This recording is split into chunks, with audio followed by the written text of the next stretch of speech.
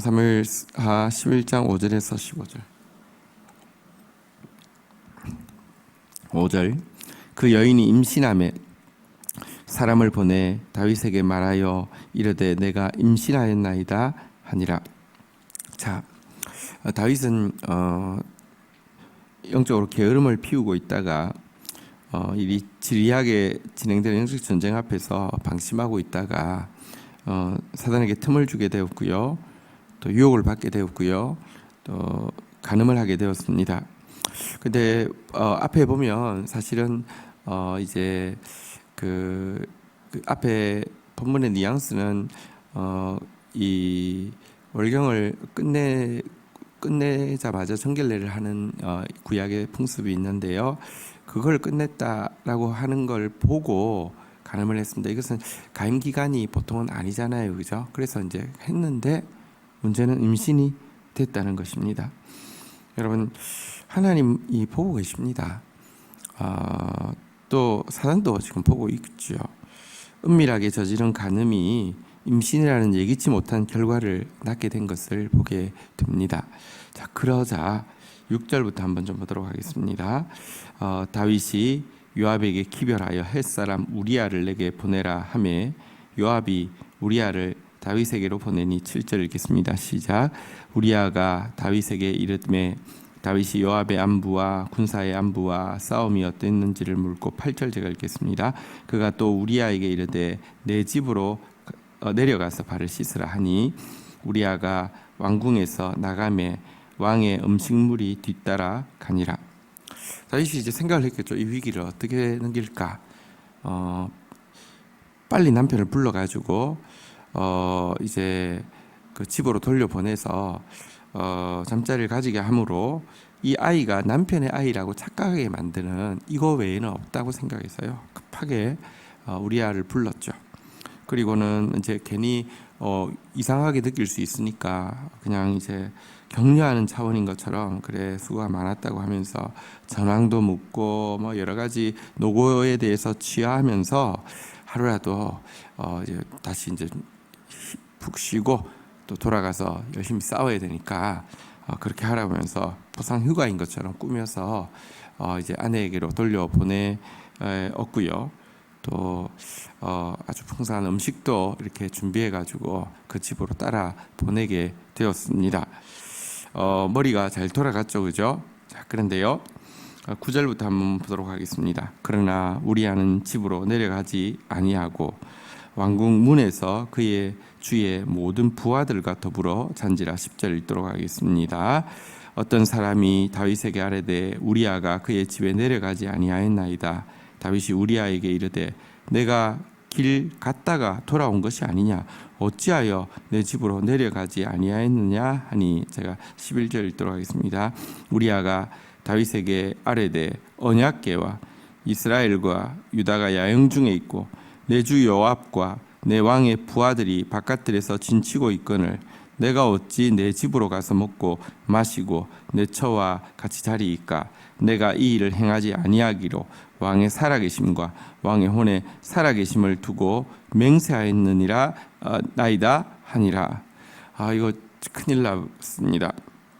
분명히 집으로 가는 길이었습니다. 그러니까 왕의 음식도 따라 보냈는데 중간에 유턴해서 돌아와 버린 것입니다. 그리고는 그냥 밤을 꼬박 그냥 이 부하들과 함께 그냥 왕궁 문에서 노숙하다시피 그냥 한 것입니다.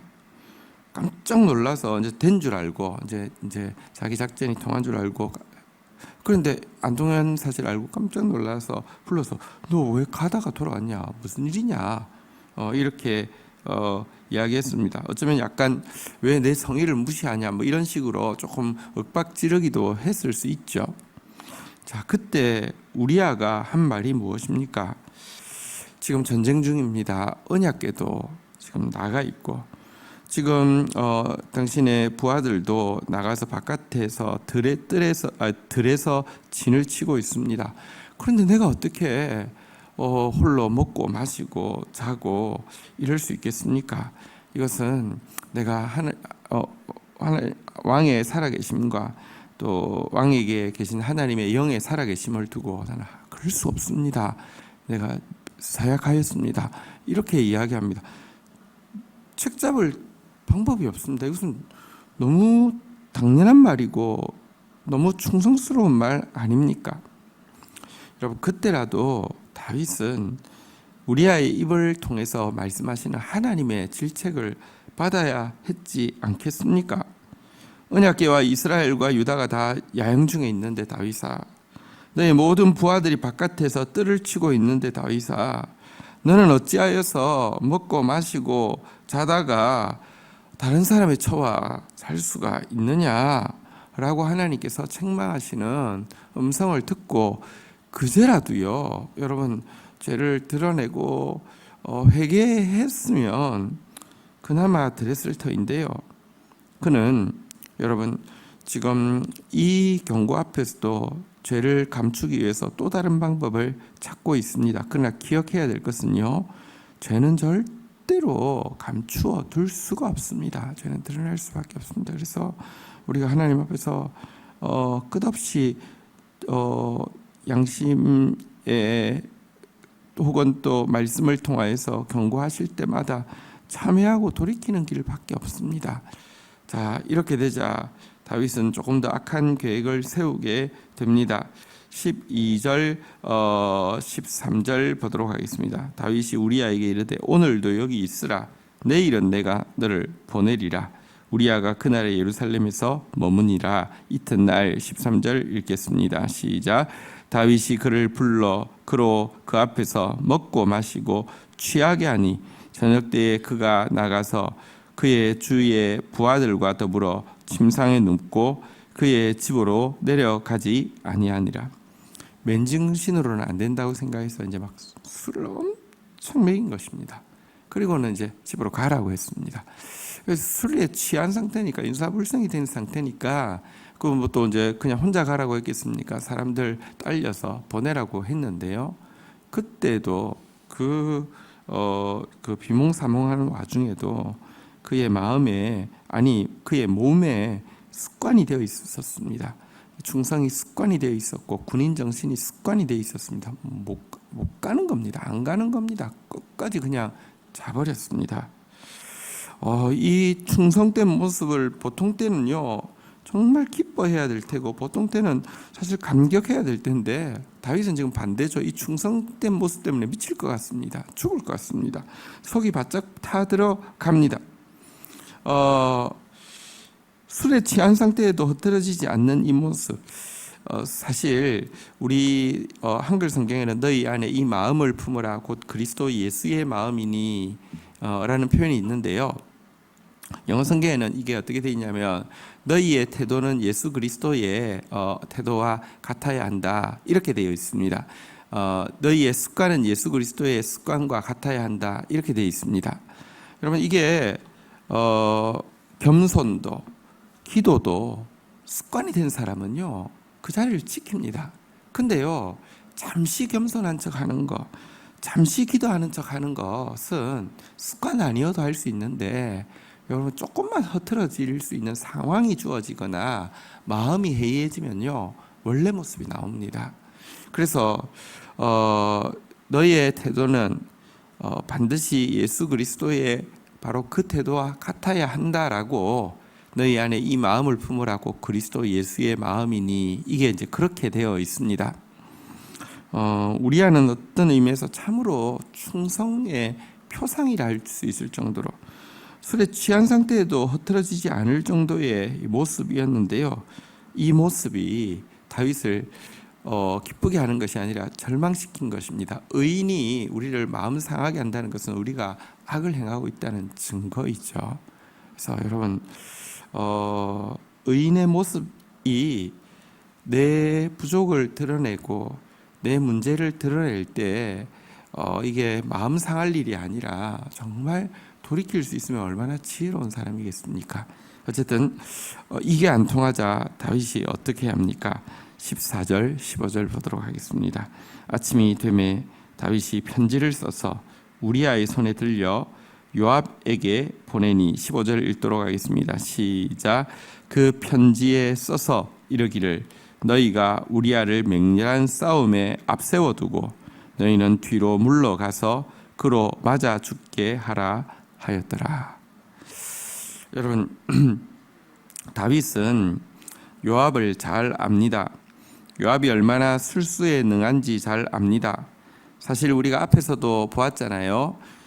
이 북이스라엘과 이렇게 전쟁 없이 통합하게 된 거 좋아했는데 사실 요압이 자기 자리 때문에 그 용납할 수가 없었죠.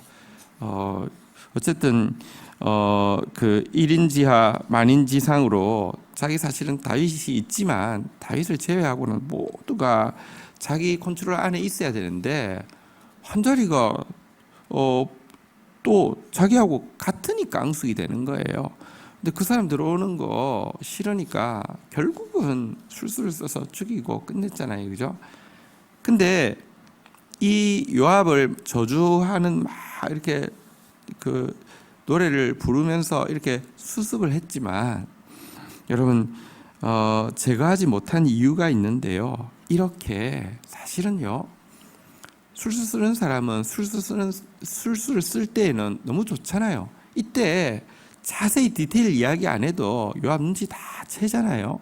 그러니까 말할 필요 없잖아요. 그래서 그냥 이렇게 한 것입니다. 결국은 간통죄에 머무른 상태에서 회개하고 수술받고 자랐으면 좋았을 텐데 그거 감추려고 하니까 경건한 자를 술 취하게 하고요. 살인을 교사하는 단계까지 나아가게 되는 것을 보게 됩니다. 결국 여러분 이 모습 때문에 그는 너무 지울 수 없는 범죄를 하게 되었고요. 또 사실 이 일 때문에 요압에게 사실은 목덜미를 크게 잡히게 되죠. 이 일 후에는 자기가 요압을 내가 건드릴 수 없다라고 이야기할 정도로 사실은 요압은 완전히 다윗의 목덜미를 이렇게 잡게 되는 상황을 속에 자기가 스스로 들어가게 됩니다. 자, 우리 오늘 다윗의 모습과 또 충성된 우리아의 모습을 보고요. 또 어떤 의미에서는 요압이라는 사실 군사령관이지만 이 사람은 능수능란한, 그런데 이것 통해서 사실은 결국은 자기 이권을 잡고 왕도 조종할 수 있는 이런 이 일을 위해서, 여러분 누가 진짜 충신입니까? 죽어도 수고하고 싸우고 있는 동료들을 멀리 떨어져 있어도 마음으로 함께 하려는 사람이 충신입니까? 아니면 왕이 편지 보냈다고 해서 자기 수하인데 한마디 변호도 없이 그냥 그대로 실행해가지고는 딱 왕 입에 혀처럼 구는 이 사람이 충신입니까? 누가 진실로 빈 마음으로 왕을 위하는 사람이었습니까? 오늘 이 요압의 모습, 우리아의 모습, 그리고 다윗의 모습을 보시면서 하나님, 내가 우리아처럼 충성이 습관이 된 사람, 정말 기도가 습관이 되어 있고 또 겸손이 습관이 되어 있는 사람 되게 해주십시오라고 기도하고요. 다윗의 모습 보면서 우리 범죄할 수 있습니다. 근데 감추려고 할수록 죄는 점점 더 커집니다. 자백하면요 하나님 용서하십니다. 또 물론 죄의 대가는 지불해야 되겠지만 하나님 그것 통해서도 수술하셔서 더 깊은 사람으로, 넓은 사람으로, 부드러운 사람으로 바꾸어 주실 수 있습니다. 죄를 감추는 사람이 아니라 죄를 자백하고 돌이키는 사람 되어질 수 있도록, 그리고 절대 요압처럼 죄 짓는 모습 보고 즐거워하고 죄 짓는 모습 보고 힘을 얻는 사람 되지 않기를 주의 이름으로 부탁드립니다. 주신 말씀 붙잡고 우리 주님 앞에 기도하며 나아가는 시간 가지도록 하겠습니다. 함께 기도하시겠습니다. 오늘 본문을 통하여서 우리 안에 죄에 대해서 불꽃 같은 눈으로 감찰하시고 절대 감출 수 없게 드러내시는 하나님의 어미하심을 보게 됩니다. 하나님, 말씀의 거울 앞에 섰사오니 주님, 죄라 말씀하시는 것 앞에서 죄라 인정하게 하여 주시고, 주님, 죄임을 알게 하신 것 앞에서 진실하게 참회하고 돌이키게 하여 주셔서 죄를 끊어낼 수 있도록 은혜를 더하여 주시기를 간구합니다. 고백하지 않은 죄, 수술받지 못한 죄가 자라서 더 큰 괴물로 자라지 못하도록 오늘 하루 일찍 주님 앞에 항복하고 돌이키는 저희들 되어지도록 은혜를 더하여 주시기를 간절히 간구하고 소원합니다. 하나님, 우리 아이의 충성된 모습을 봅니다. 습관이 되어 있는 충성, 습관이 되어 있는 기도, 습관이 되어 있는 겸손, 습관이 되어 있는 말씀 앞에 서는 모습, 이런 모습 저희들 가질 수 있도록 그리스도의 좋은 군사로서 하나님 몸에 밴 충성의 모습으로 주님 앞에 사는 저희들 되어질 수 있도록 은혜를 베풀어 주옵소서. 결코 요압을 즐거워하는 다윗의 자리에 서지 않게 하시고 우리아를 기뻐하는 다윗의 자리에 서게 하여 주옵소서. 요압의 능수능란함으로 죄를 기뻐하고 죄지은 모습을 보면서 자기의 세력을 삼을 기회로 얻는 이런 악한 모습이 우리에게 없도록 주님, 오늘도 우리를 수술하여 주옵소서. 예수 그리스도의 이름으로 기도 올립니다. 아멘.